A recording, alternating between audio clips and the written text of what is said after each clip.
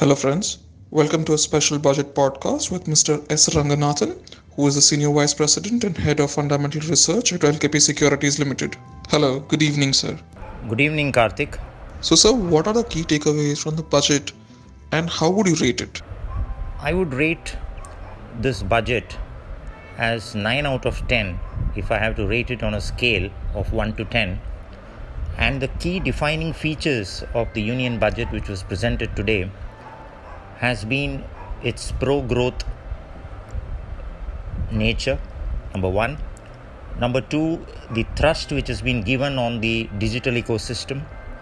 And number three, the thrust given to energy transition and the increased outlay towards key sectors of the economy, be it agriculture, infrastructure, urban infrastructure, and so on. Was the street expecting more from the budget? Karthik, I was asked during the course of the day when the budget was being presented as to why the street reacted today in the manner it did when the finance minister had met street expectations as far as fiscal deficit is concerned and also on the market borrowings front.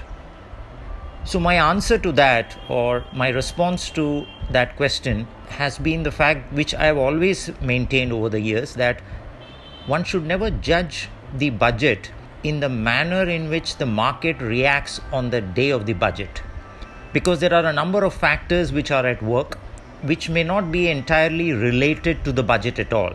Having said that, in a slowing world which is experiencing recessionary trends across geographies, the Union Budget which has been presented today firmly puts India on a very strong wicket. In fact, India is now emerging as a bright spot amidst rising protectionism on geopolitical tensions that we see across geographies, and the inclusive growth policies which the Government of India has been adopting during the most difficult times, even during the pandemic, to cushion the bottom of the pyramid, has been reiterated today in this budget through higher outlays, whether it is railways, whether it is agriculture, whether it is infrastructure. And this multiplier effect that this kind of capital expenditure by the Government of India has on different sectors of the economy is mind-blowing.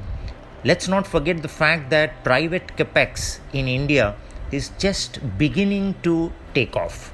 So, such a juncture, unless the government spends wholeheartedly, you cannot achieve the results. And this is where, this is one of the important reasons why I have given it 9 out of 10. Is it okay to say that the budget had something for everyone? What are your comments on it? This budget actually puts more money in the hands of the consumer. So the middle class has every reason to feel happy after today's budget, and all types of individuals, including senior citizens, should be happy because this budget has given them concessions in income tax and has actually put more money in their hands, which I think will improve or increase the spending power. And this entail should benefit a lot of consumer-led companies in India which are listed in the markets. To just give an example, the government has tried or made efforts to bring in more and more individuals under the newer tax regime. And for any person with income up to 7 lakhs, he is not really required to pay any tax. If his income is about 9 lakhs per annum, he ends up paying only 5% taxation. So this effectively puts more money into the consumer's hands. And to me, I think this factor is also equally important, along with the capex thrust and along with the increased outlays towards various sectors of the economy to spur growth. It is very, very essential that a budget puts more disposable income in the hands of the consumer. So this, to my mind, is a very, very important takeaway from this budget. Are there any sectors which may feel disappointed after today's budget? So Karthik, are there any sectors or sections of the industry which feel disappointed today at the end of the budget? I don't think so. There are many. Of course, the insurance sector could be one such sector, which would not be very happy about the budget proposals because the Union Budget did bring about taxation on the sector. But that apart, let's not forget what's really happening globally on markets, because today, as we talk, Indian markets are not very cheap compared to other emerging markets. And obviously, for this very reason, a lot of global funds have been actively buying into Chinese markets. But having said that, with Indian stocks having better return on equity and return on capital, we believe that this could be a temporary factor.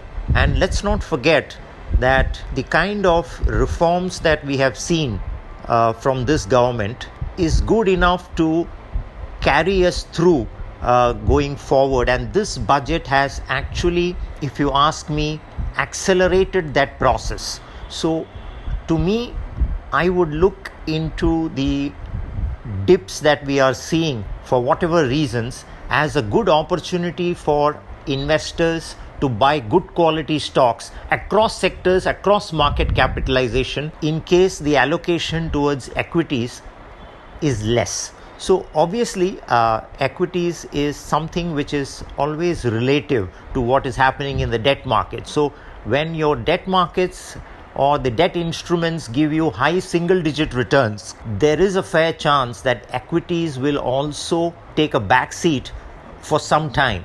But eventually, when growth accelerates in the economy, which is what the budget has attempted to do, you will see the results flowing. And equities is basically revolves around the magic of compounding, and it's not something which a day trader would understand. One needs to be in it, one needs to approach it from the point of view of asset allocation, and which actually varies from individual to individual. So if you actually look at this from this perspective, I'm sure equity investors would be able to comprehend or understand the entire budget in a much more effective manner.